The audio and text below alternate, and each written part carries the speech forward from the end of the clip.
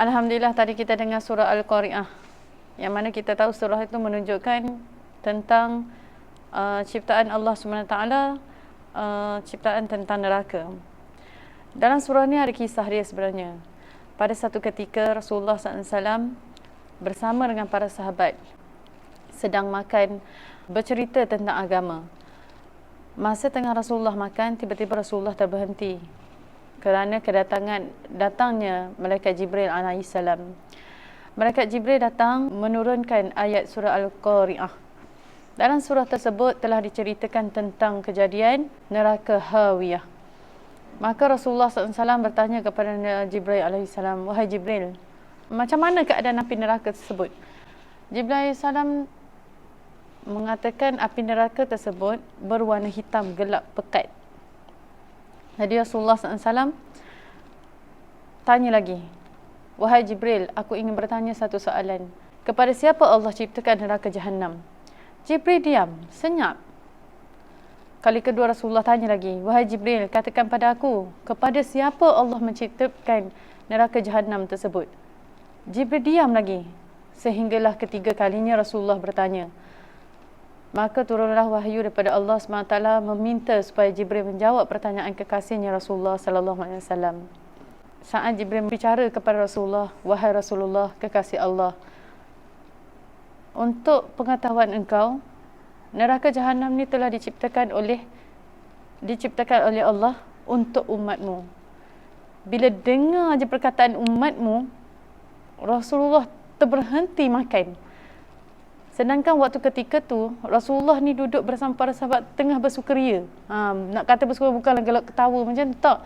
Tapi tengah seronok masa tu makan dengan sahabat, terberhenti makan, tinggal makanan tersebut, terus Rasulullah pergi masuk dalam kamar dia, mengunci pintu. Saidina Abu Bakar, Saidina Umar, Saidina Ali, Saidina Osman ketuk pintu Rasulullah bertubi-tubi. "Ya Rasulullah, kenapa ya Rasulullah?" Tak keluar. Suara Rasulullah pun tak dengar. Ketuk lagi, tak keluar. Hari pertama, hari kedua, sehinggalah hari yang ketiga. Sampai hari yang ketiga tu, Saidina Abu Bakar mengambil keputusan untuk meminta anak Rasulullah SAW sendiri, iaitu Sayyidatina Fatimah radhiyallahu anha binti Muhammad sallallahu alaihi wasallam. Saat Sayyidatina Fatimah memberi salam kepada ayahandanya, yang mana apabila Rasulullah rasa rindu pada syurga, dia akan dengar suara Sayyidatina Fatimah ni. Jadi bila Sayyidatina Fatimah ni mengetuk pintu, cepat-cepat Rasulullah buka, berjumpa dengan anak kesayangan dia, Sayyidatina Fatimah.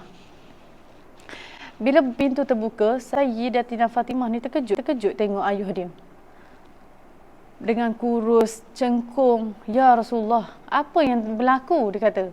Kenapa keadaan Rasulullah macam ni? Kenapa ayahandaku? Kenapa keadaan macam ni? Rasulullah SAW bercerita kepada Sayyidatina Fatimah ni, "Wahai Sayyidatina Fatimah, 3 hari lepas Jibril telah menurunkan wahyu kepada aku, iaitu dari surah Al-Qari'ah, fa ummuhu hawiyah, menceritakan tentang kejadian neraka Hawiyah. Ketika itulah aku bertanya, bagaimana pula dengan neraka Jahannam? Untuk siapakah Allah ciptakan?"